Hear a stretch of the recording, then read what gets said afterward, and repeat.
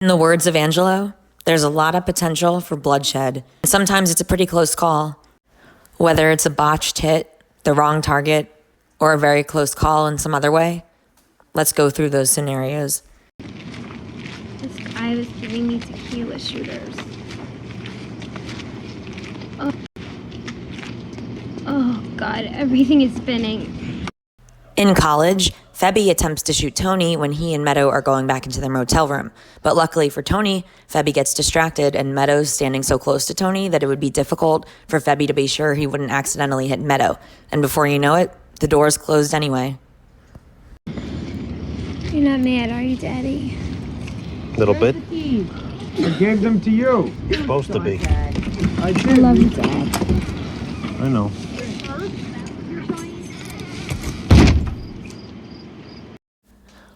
When Febby realizes they're still in town and that Tony's still coming after him, he tries to get two people he knows that he gets drugs for to go take out Tony while he's in the car with Meadow. But they end up saying screw it and walking away from that, which leaves Febby all alone. You pick him up on the Colby campus. Stay on him. Where? Where on the Colby campus? What'd I just say? His kid's applying. The fucking admissions office. Oh, okay. You follow him. An hour out of town, you pull up alongside, boom, 12 gauge. Fuck that. Lon, you do what I ask, so you'll never get another bag off me. No. Fuck that. Cops to find out who burnt down the historical house? We were volunteer firemen together, asshole. I know!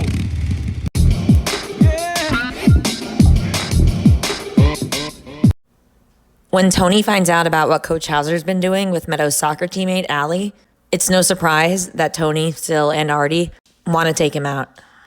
But he decides against it at the very last minute, like Silvio Dante's already pulled up to his house last minute. Fuck. All right. Leave it alone. Yeah, no problem. Son of a bitch. Next, in Isabella, Junior and Livia make their attempted hit on Tony. But things don't go so well when the first time, the guys are blocked by Christopher in his car. Let's do it. Whoa. Yo, sir. Excuse me. What? Could you pull forward so we can get out? Yeah, give me a minute. I'm gonna pop him when he gets out. And the second time, Tony sees what's about to happen right as it's about to happen, with enough time to react and take the guy down.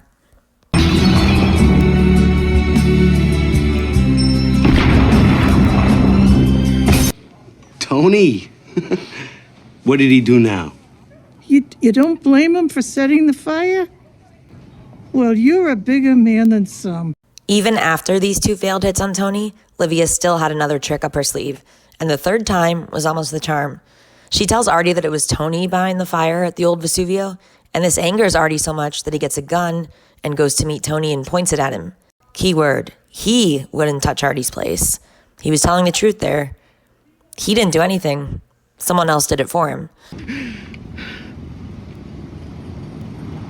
I swear to God, I didn't touch your place, Artie. My mother was confused. Look me in the eye. Tell me you didn't lay a finger on my place! I didn't burn down your restaurant.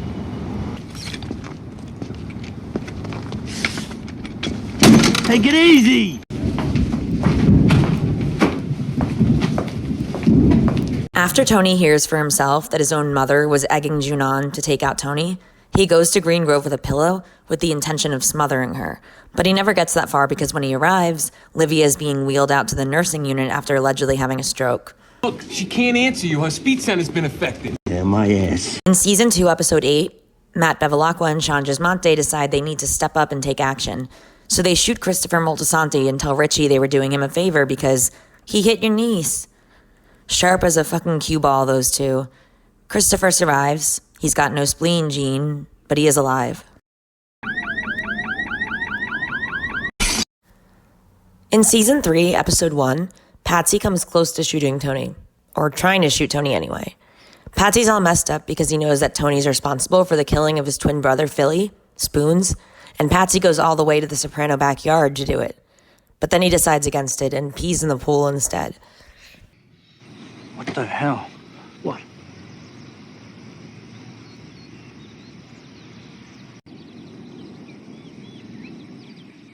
Oh, shit.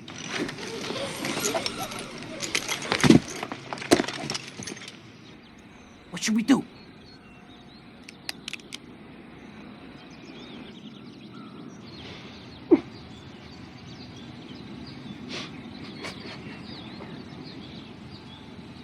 He's drunk. Anyway, I told John, I says, look, Let's talk downstairs.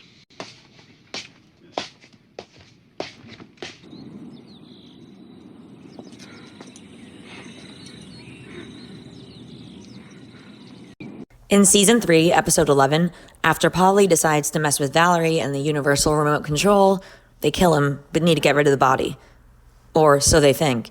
Turns out, when they get all the way out to the Pine Barrens, the package is still alive. Polly had a lot of nerve telling him he ought to learn to shut the fuck up. Look who's talking. And it's because of Polly and Chrissy running their mouths that Valerie gets away. And even when they manage to shoot him, he still appears to get away.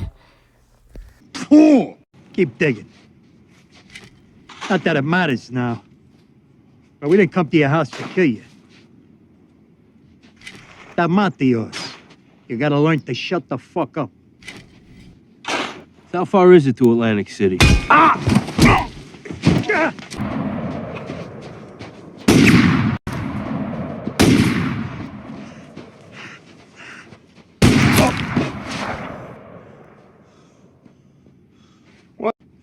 got him, didn't I? Yeah. Fuck. Maybe he's stunned. In season 4, episode 4, Johnny Sack wants to put out a hit on Ralph Cifaretto, even after Carmine Sr. gives him an explicit no, because of the Ginny Sack joke. He arranges for it to happen while Ralph's down at a hotel in Miami, and on the flip side, because of Johnny's insistence, Carmine and Tony arrange for Johnny Sack to be taken out.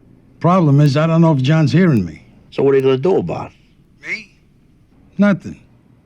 What does that mean? I didn't say nothing. We share the Esplanade, Tony. I don't want that apple cart upset. Yeah, then somebody should do something about it.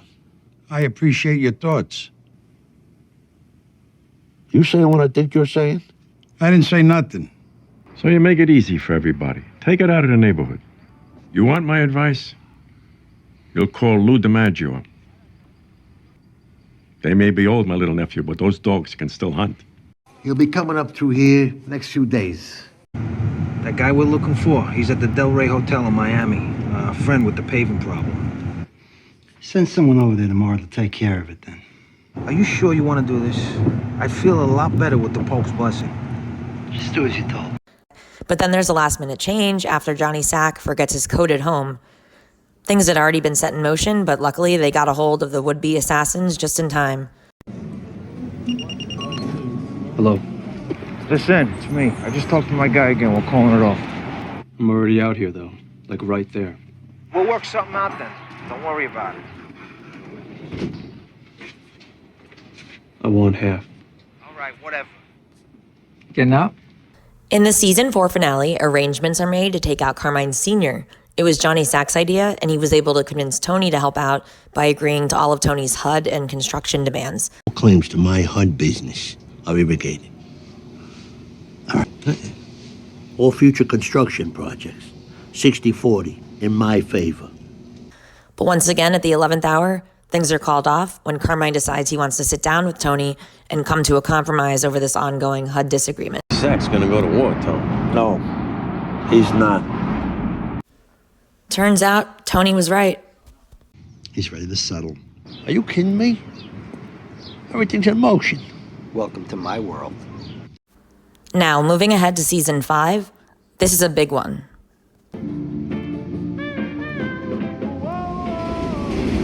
Tony B becomes his own army of one again and tries to take out both Billy and Phil Leotardo after they murder Angelo, someone that Tony B was very close to.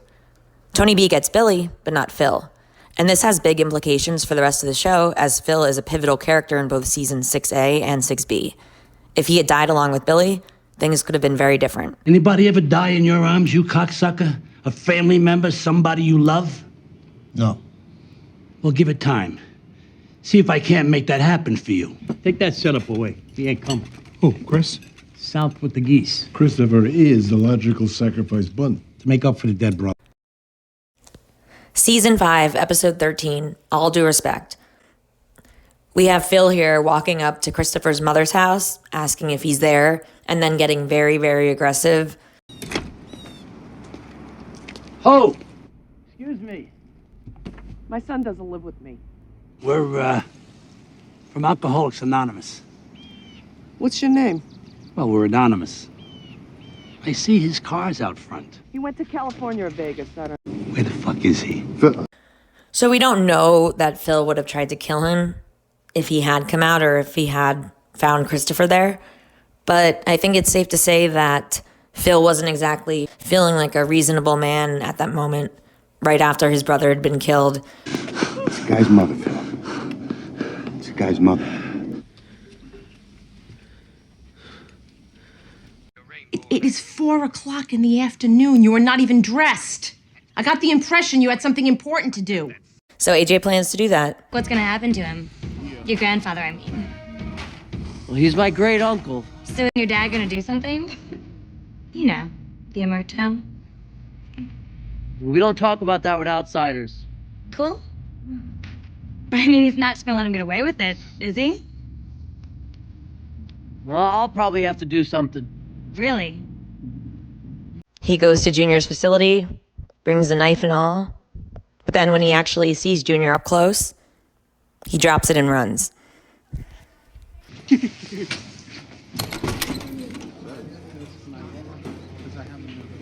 Anthony! My nephew. Take me home. I want to go home. Knife! It's not my knife.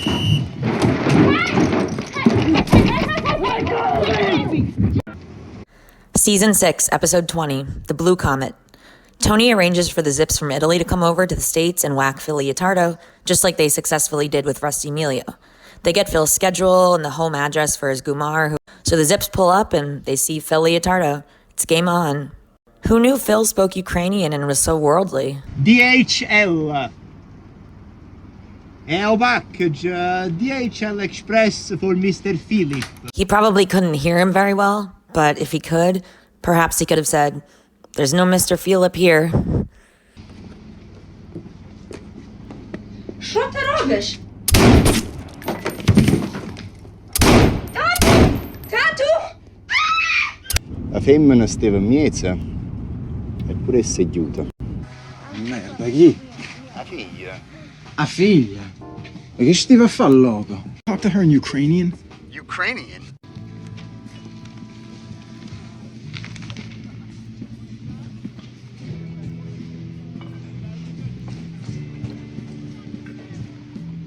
Later on in Season 6, Episode 20, the Lupertazzi family goes to the Bing looking for the top 3 guys they agreed needed to be taken out. They find Sil and Patsy heading out in their car just as they pull in, so they make their move and get Sil, but not Patsy. Now what's interesting here is because of Patsy and Tony's rough history, there's speculation that Patsy may have ended up siding with New York at the end, perhaps along with Polly Walnuts.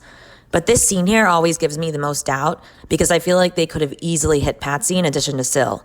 This didn't seem like Stage 5 where Patsy was just some diversion, like how Sil was with Jerry Torciano at the dinner. Patsy wasn't on the top 3 guys list, so them not shooting him isn't a failed assassination, but I feel like he could have gotten hit, and it appeared he was firing back too.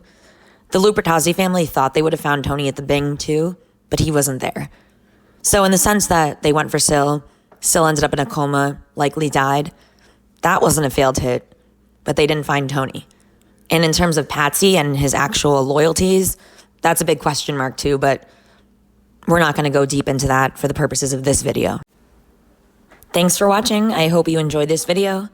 Were there any that I forgot? I'd love to hear from you.